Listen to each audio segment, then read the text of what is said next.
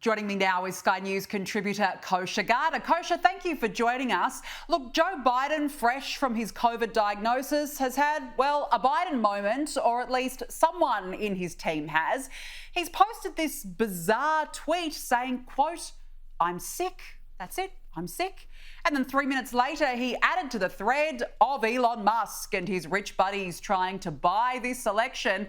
Kosha, either it's Joe or his team with the fumbling fingers on social media today.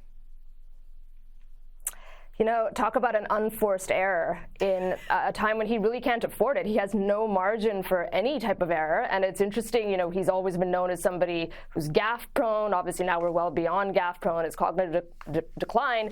But in the written word, this is not an issue. And the fact that it even happened there is unfortunate for him. Obviously, he added that tweet 3 minutes later, as you mentioned, to finish the thought. Here is staff. But the damage was done, and the internet meme factory has had a field day with it. There's all sorts of pictures and things trending about, you know, I'm sick of this election, I'm sick of and want to drop out of the race, I'm sick of Donald Trump, etc. So people are having a little bit of fun with it. I think the COVID thing is more serious. Canceling a speech doesn't help his image problem, where he does look frail and feeble, and that just feeds into that. Not to mention, it reminds everybody about the fiasco with how governments everywhere handled COVID and how his party continues to push some of those narratives. I think that's also something that he probably would rather not have back into focus, but here he is. Yeah, good point. And yeah, shocking timing when he's desperately trying to prove to the world that he has the mental capability to go for another round. Terrible timing. Now, CNN is reporting that Joe Biden is actually receptive to discussions about his future. A senior Democrat advisor says he's being receptive, not as defiant as he is publicly. He's gone from saying Kamala can't win to, do you think Kamala can win? Kosha, what do you make of these reports?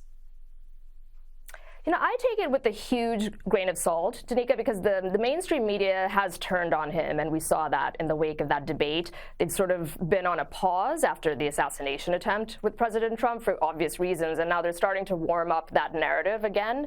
I still don't see any hard evidence that suggests Biden is going to voluntarily be receptive or inch towards possibly stepping down. If it happens, it's going to be because enough pressure from the real movers and shakers in the party are coming to bear, and that pressure may be too much for him. But for now, it sounds like he and the family are still dug in. Well, speaking of movers and shakers, Senate Majority Leader Chuck Schumer reportedly forcefully shared with President Biden concerns about him leading the 2024 Democratic ticket and encouraged him to step aside. Have a listen to this.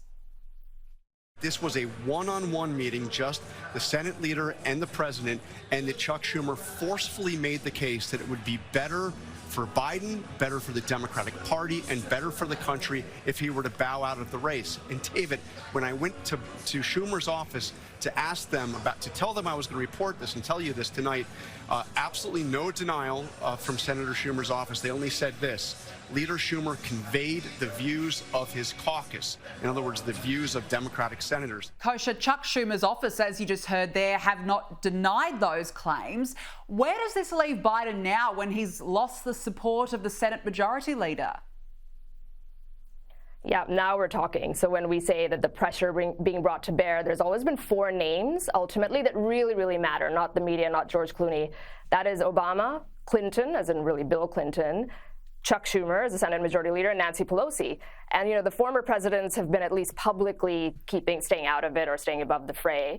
But these two, Pelosi and Schumer, have sort of been intimating a little bit. They haven't come out yet with a big call for him to step down, but just saying things like not denying the reports, or when Pelosi was asked, she said, you know, it's up to him to make the decision. They're not exactly out there with ringing endorsements, which is a big tell. And I think these four and how much power they have in their ability to get Biden to step down or put that pressure, I think is going to be revealed in the next 2 to 3 weeks. And we're all going to find out ultimately who really has a bigger power in this party, because right now I still maintain it's a 50-50 chance whether he does it or not.